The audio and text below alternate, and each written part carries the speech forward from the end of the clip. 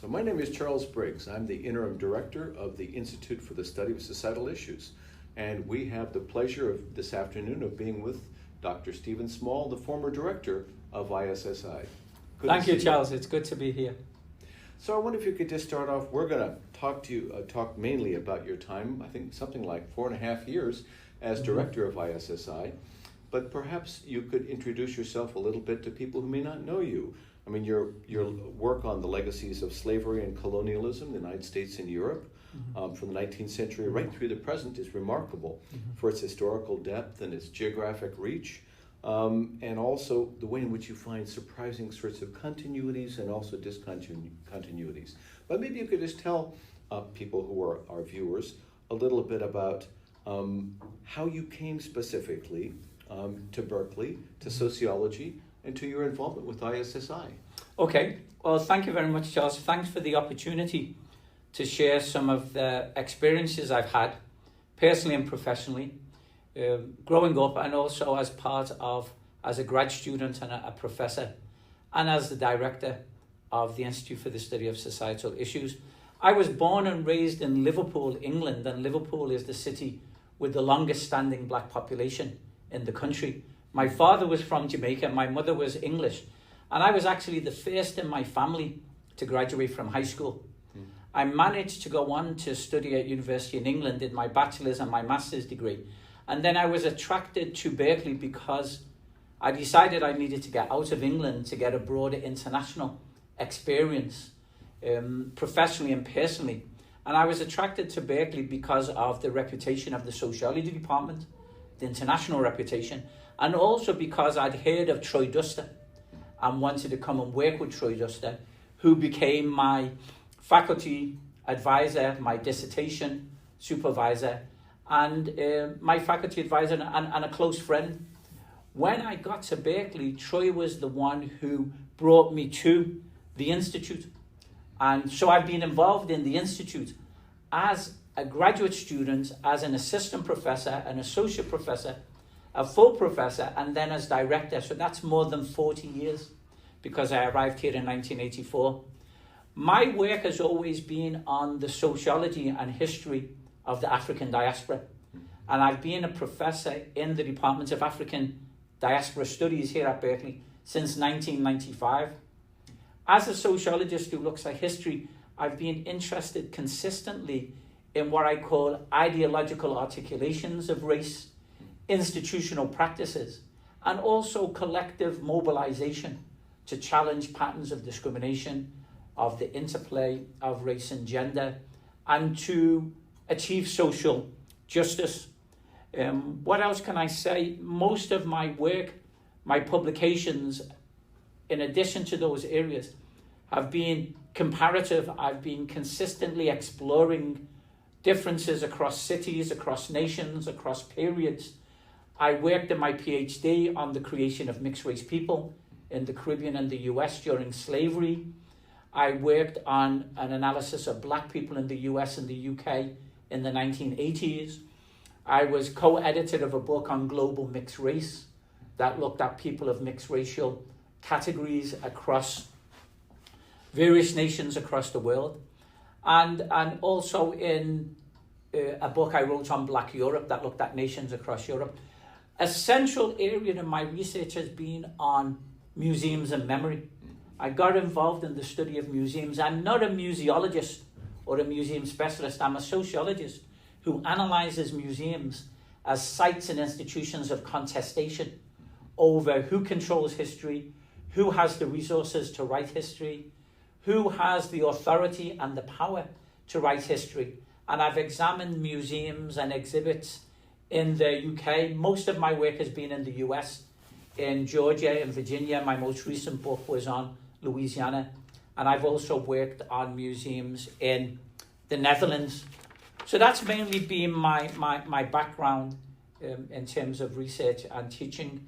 In the Department of African American Study, which, as I say, I arrived in 1995, I've taught courses on the African diaspora, on research methods, on theories of race and racism, and the relationship to categories like nation and gender. I think that's mainly, that gives you a background. The point I want to emphasize is that I've been involved in the Institute from the very start. And Troy brought me to the Institute, and I've benefited from being in the Institute, into both personally and professionally. And I can describe to you some of the ways in which that's happened. But that's the background to my coming here and my being at Berkeley. That's very helpful. Thanks. Good. All right, please tell us about your decision to become director of ISSI. What moved you to take the position, and what did you hope to accomplish?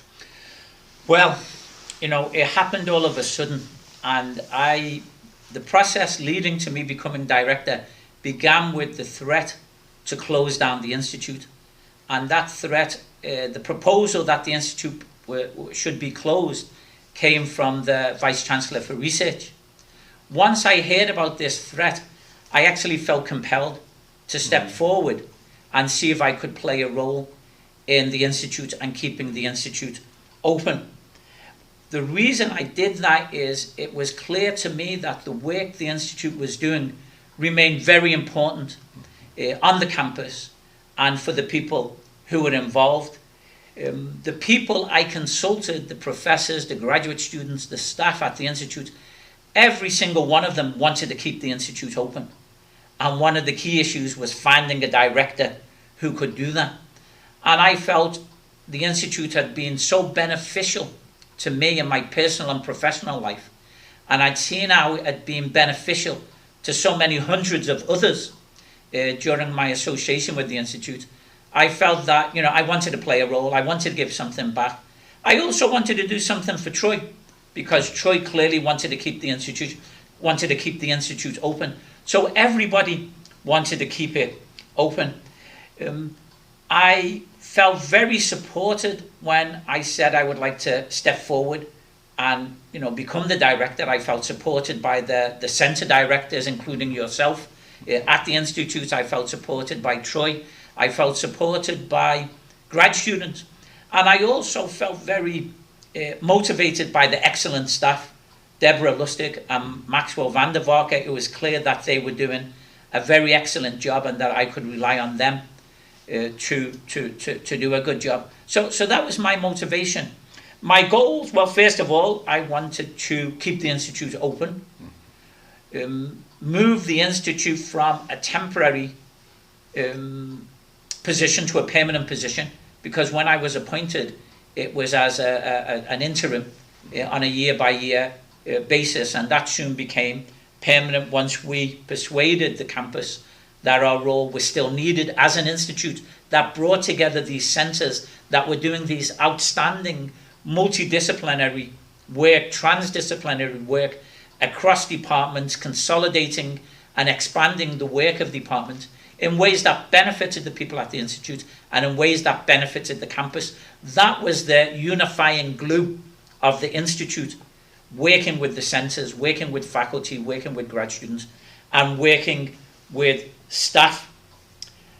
My other goal was to clarify the role, the distinctive contribution of the Institute vis-a-vis other institutes on campus, and to consolidate and expand its role in terms of attracting other faculty, reaching out to other faculty across the campus, and making people aware of the kind of things that were happening. The other issue, of course, was raising funds. That's always been a challenge because there's a lot of need. But we've working with centre directors who themselves were actively raising funds. We've had some success. Overall, thinking about my 4.5 years as director, I feel like I've had tremendous support.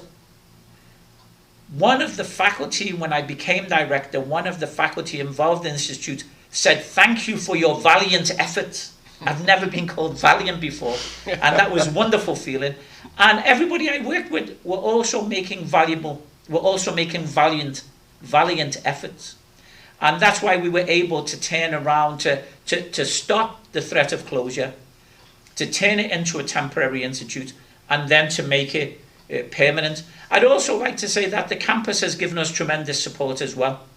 I'd like to mention in particular Associate Vice Chancellor for Research, Linda Haverty-Rugg, who was very supportive, and then her successor, Associate Vice Chancellor Lok Soo, who were very supportive from the time I became director. And then I'd also like to say that Dean Rackeray of Social Science has been consistently supportive and also contributed funds, as has Dean and Vice Provost Lisa Garcia-Bedoya, who's been very supportive and has also provided funds. Finally, my own chair in African American Studies was very supportive when I decided to take on the role. I've worked a lot with faculty in the department, and some of the grad students in the department have been involved in the Institute as well. Great. So how has the Institute's cross or transdisciplinary structure helped it to foster research and conversations that reach beyond the disciplinary foci of departments? Okay. Well, first of all, it begins with my experience, which is that I began as a sociologist, but I was always interested in history, and history has been central. While there are often agreements between sociologists and historians, there are also different approaches and different methods. So being in the Institute enabled me to speak to and confer with people, grad students who are working across departments, with professors across departments, to think about how I was going to create and craft my own analysis of the issues I was looking at historically and contemporarily from a sociological and a historical point of view. The way I see the Institute working is that it takes the disciplinary and departmental groundings that students reach, that students receive in terms of theoretical training, in terms of conceptual and empirical analysis, in terms of familiarizing them with the important scholars and authors in their discipline. What the Institute then does concurrently is it builds on that conceptual and theoretical foundation. It offers new insights, it brings in new perspectives that can expand and do expand in very practical, analytical ways the grounding that people have had, that students have had in sociology. So what I found in my experience, that we have students from sociology departments who have come to the Institute and found that they need introductions to historical analysis, to historical frameworks, to thinking about comparative historical analysis. We've had students in the School of Education who benefit from sociological analysis or the analysis of political scientists. We've had students from public policy who benefit from other disciplines, and in this way they can retain their grounding in their discipline but draw on insights, methodological, theoretical insights from other disciplines in a context in which they can discuss these things with other grad student peers, with professors from across the department and from across the centres. And that, again, is one of the valuable roles of the Institute. The centres have their own identities, but the Institute brings them together and enables them to work with one another, to have conversations with one another, to think about funding opportunities with one another, and in that way to become more than the sum of the parts. So that's what I'd say is the benefit, and I've benefited tremendously as a person. In addition, anthropologists have also been, clearly central, and they've, the anthropological students that we've had have benefited from looking at historical analysis. And then my own department, African American Studies, is already interdisciplinary. We've had students who have brought in perspective there, who have wanted to look at what are sociology students doing, what are political science students doing, what are history students doing. So in that array of ways, that's what I see as the benefit of transdisciplinary work. So Stephen, given that you started in the Institute as a graduate student, you're the best possible person to tell us, how has the Institute sought to increase training opportunities for graduate students, particularly through the ISSI Graduate Fellows Program? Okay, well, thanks, Charles. That's an excellent question. Yes, I went through the training program. I became an assistant professor. I worked with the Institute, throughout my entire professional career, becoming a professor, and since then. So the first thing to say is that the training program provides a 2-year course in how to carry out qualitative field methods and a range of other qualitative methods. It provides students over a 2-year period the opportunity to interrogate qualitative methodology, to think about how it compares with other methodologies, and to hear and see examples of these kind of methodologies from people who give lectures at visiting professors at the Institute. So that's the first one, is the 2-year training program. The second issue is that as a cohort, the students come together, work together, become familiar with one another, and are comfortable discussing these issues with one another, and gain confidence discussing these issues with one another, either in the course or when they attend seminars or when they have their own study groups, and it's clear that many of them do that. So there's that cohort familiarity and feeling of sharing similar goals that also is a major benefit. Being a grad fellow at the Institute also provides opportunities for interacting with professors, opportunities for attending seminars, opportunities for broadening their knowledge of faculty beyond their discipline, and opportunities for applying for funds. And of course, the fellowship does provide various kinds of funding to top up the funding that students already have if they don't have sufficient funds to enable them to successfully complete their work. 2 other benefits, actually one more benefit, because I mentioned funds, is the opportunity for feedback. The teachers, the professors who ran the courses when I was a grad student, and who've ran the courses when I became director, that's Dr. David Minkus and Dr. Deborah Lustig, they are there to consistently be available to provide feedback, oral feedback, written feedback on qualifying exam papers, on dissertation drafts, on dissertation chapters, on talks for jobs, that kind of thing. So consistently and these are people who know the grad students' work, who are familiar with their work, and can do that, can give that feedback in a very effective way, in a way that reassures rather than intimidates grad students. And that certainly was my experience. And it's clear as director that's continued to be the experience here at the Institute. Great, thanks. So in a nutshell, what are ISSI's unique contributions to UC Berkeley and to the wider community? Overall, the Institute brings together students and faculty and others who share a commitment to a rigorous analysis of ideologies and institutional practices that create and sustain inequality, and provide insights to ways to tackle these patterns of inequality, to provide insights, theoretical tools, conceptual tools that will help them analyze and tackle any obstacles to social justice.